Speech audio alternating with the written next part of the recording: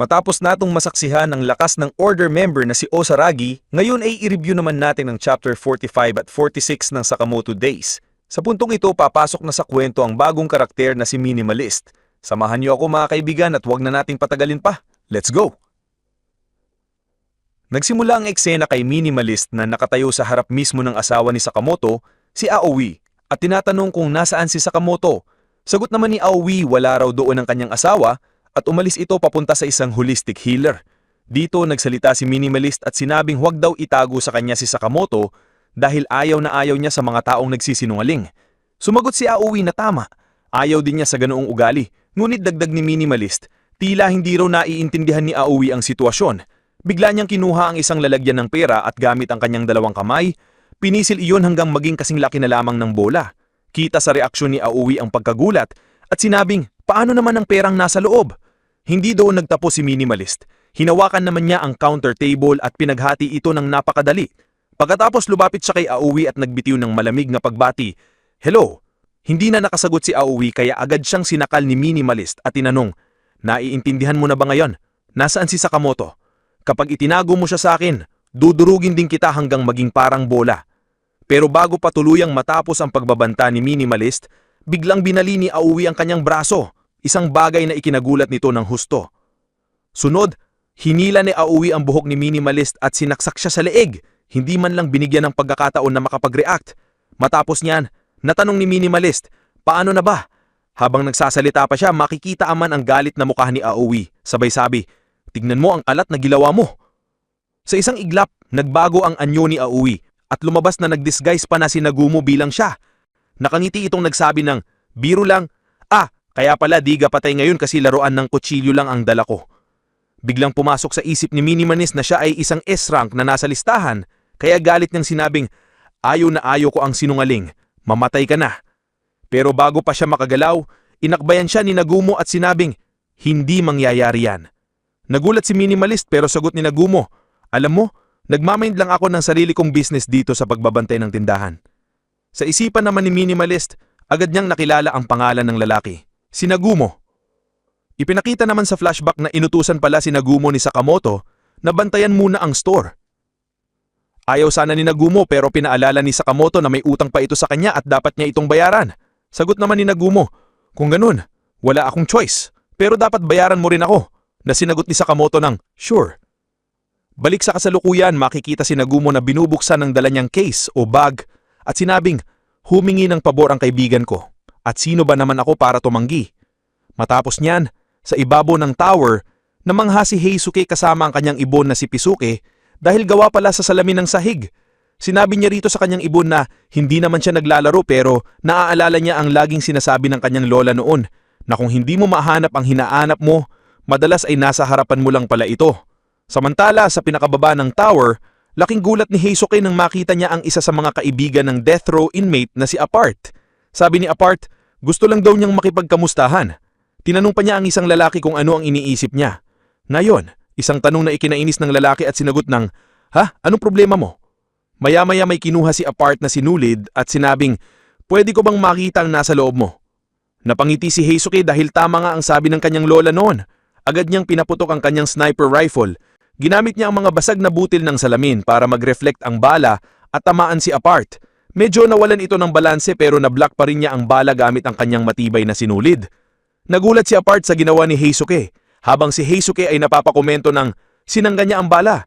Parang kagaya lang siya ni Sakamoto Naisip din niya kung magkano ang magiging gastos sa nabasag na salamin. Sa paglingon ni Heisuke, makita niya si Apart na naghahanda sa pag-atake. Agad itong iniwasan ni Heisuke, sabay sabing nakakatakot at bumawi ng atake. Ngunit laking gulat niya nang biglang kumalat ang sinulid. Paliwanag ni Apart, ginagamit niya ito bilang simbolo ng koneksyon ng isang tao sa iba. Hindi nagtagal, nahigpitan ng pagkakagapo si Heisuke gamit ang matitigas na sinulid ni Apart. Sabi ni Apart, napaka-weird mo, pero sa hindi ko alam na dahilan, parang maganda ang nasa loob mo. Nakaramdam naman si Heisuke ng kaunting ginhawa at sabing, muntik na ako, buti na lang malapit ka lang. Nagtaka si Apart kung ano ang ibig niyang sabihin. Maya-maya, dumating ang elevator at bumukas. Walang iba kundi si Sakamoto na mabilis na sinuntok at inatake si Apart dahilan para tumalsik ito. Humingi ng paumanhi si Sakamoto dahil pinahintay daw niya si Heisuke. Nagpasalamat naman si Heisuke dahil alam niyang mapapansin ni Sakamoto ang kanyang bullet signal. Pala ang pagbaril ni Heisuke kanina ay hindi lang basta atake, kundi signal para kay Sakamoto na nakita niya na ang isa sa mga death row inmates at ang mismong bala nahuli pa ni Sakamoto gamit lamang ang chopstick.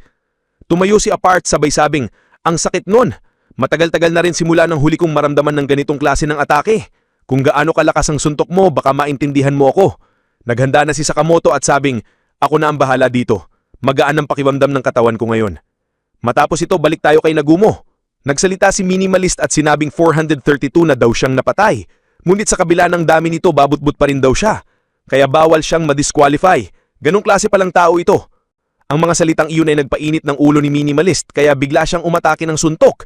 Laking gulat niya nang biglang nawala si Nagumo sa harapan niya at napunta sa likod niya. Nakatayo pa sa ibabaw ng grocery shelf. Sabi ni Nagumo, "Huwag kang masyadong magkalat, okay?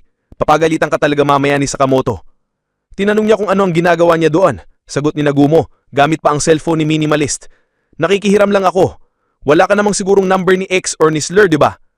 Napansin ni Minimalist na parang napakaliit lang pala ng mundo ng mga taong konektado sa kanya. Sa isip niya bigla siyang napatanong, kailan siya kinuha ang cellphone ko? Sabi naman ni Nagumo, pinabayaan daw kasi niya nang magsarili ang kanyang maging wide open sa kanya. Kaya ngayon ay i-check na raw niya ang browsing history nito. Mas lalong nag-init ang ulo ni Minimalist. Hinahis niya ang buong grocery shelf kay Nagumo sabay sigaw, "Ibalik mo yan!" Mulit mabilis na iwasan ni Nagumo ang atake at sarcastically nagsabing, "Bakit ka biglang nag-alala sa privacy mo? Ano bang tinatago mo?" Dahil sa inis, hinawak ni Minimalist ang buong grocery shelf at dinurog ito hanggang maging maliit na bola. Sabay sabing, "Huwag kang magpatalon-talon dyan." Pagkatapos, hinahis niya ang bola na bakal na dating shelf kay Nagumo. Sa labas, makikita ang pinsalang ginawa ni Minimalist. May isang matanda pang nakonento ng, "Parang ang lively ngayon doon sa loob." Samantala sa loob naman, makikita si Minimalist na pagpapawisan na sa labanan. Matapos ang kanyang pagwawala, nagtataka si Minimalist kung nasaan na si Nagumo. Sabi niya, tumakbo raw at nawala. Pero napansin niya na naroon pa rin ang case o bag ni Nagumo. Ibig sabihin nagtatago lang ito sa paligid. Sinumulan na niyang hanapin si Nagumo at malakas na sumigaw, "Nasaan ka? Ayaw mo ba akong labanan?" Maya-maya, binuksan niya ang isang fridge. Sa salamin ng pinto nito nakita natin ang refleksyon ni Minimalist. Pero biglang may kamay na lumabas sa gilid at sinakal siya. Nagulat si Minimalist nang mapatanghulaan na ang nakasakal sa kanya ay si Nagumo na nag-disguise na naman. Ngayon naman ay bilang si Minimalist.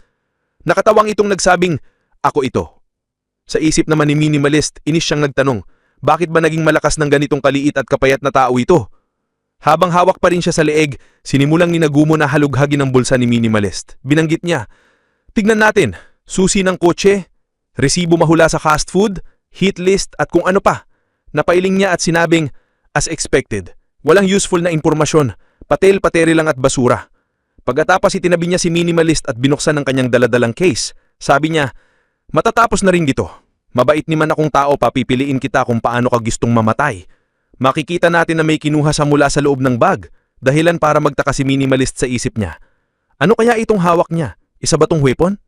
Matapos niyon makikita na inihanda na ni Nagumo ang kanyang napakaangas na weapon na may iba't ibang klase ng blade. Tinanong niya si Minimalist na parang nagyayabang na napaka-handy daw ng kanyang tool at may 6 itong function. Alam naman siguro ni Minimalist kung naano ka-boring kung isa lang palagi ang paraan ng pagpatay, kaya inaya niya ito na pumili ng numero mula 1 hanggang 6. Sagot ni Minimalist habang naghahanda ng suntok, "Walang hiya ka. Huwag mo kong bastusin ng ganito. Dudurugin kita hanggang maging parang bola." Pero mabilis na iwasan ni Nagumo ang suntok. So hindi ka pala pipili. Sige, ito na lang ang magdidesisyon para sa atin." Naglabas ng isang dice. Napansin ito ni Minimalist pero bago pa ito makareact, inihahis ni Nagumo ang dice at sa isang napakabilis na galaw, inilagay niya ito sa loob ng bibig ni Minimalist nang hindi man lang napapansin ng huli. Tingnan ni Minimalist, numero 3 ang lumabas. Kaagad na pumuwesto si Nagumo sa likuran niya, inihanda ang pangatlong blade at sa isang iglap, naputol ang ulo ni Minimalist bago pa man bumagsak ang dice sa halig. Isang napakabilis at malinis na pagpatay na halos wala man lang pagkakataon para makareact si Minimalist. Sabi pa ni Nagumo parang biro, "Malas, number 3 agad. Alam mo ba pwede rin gawing can opener ito?" Pero nang napansin niyang patay na si Minimalist, napahinto siya at sabing, "Ay, tama nga pala, hindi mo na ako maririnig." Makikita pagkatapos si Nagumo na kalmado lang kumakain sa gitna ng gulong iniwan ni Minimalist, sabay biro, "Grabe, ang kalat dito. Nako, papatayin ako mamaya ni Sakamoto." Matapos niyan, sa ibabaw ng tower, makikita natin na na-block ni Sakamoto ang atake ni Apart. Namangha si Apart dahil wala pa raw siyang nakikitang ganitong lakas at bilis ng isang kalaban. Nabahala naman si Heisuke habang nakatayo pa rin si Sakamoto na sabi niya ay napaka-weird dahil hindi siya nagiging slim o bumabalik sa kanyang dating fit na katawan tulad noon. Ngayon magsisimula na ang itinding labanan ng Sakamoto laban sa Apart. Grabe, napakaangas talaga ni Nagumo na parang nilalaro niya lang si Minimalist. Kaya abangan ng susunod na mga chapter dahil makikita natin ang isang napakagaling at napakatinding labanan pagitan ni Sakamoto at Apart. Isang eksena na patikim lamang sa mas tinding laban na paparating. Dito muna natin tatapusin ang video sa last panel na ito. Kung nagustuhan nyo ang video, huwag kalimutang mag-like, mag-comment, mag-follow at mag-subscribe para sa mas marami pang ganitong klase ng videos. Maraming salamat. This is Mr. Aini and see you guys again on my next video.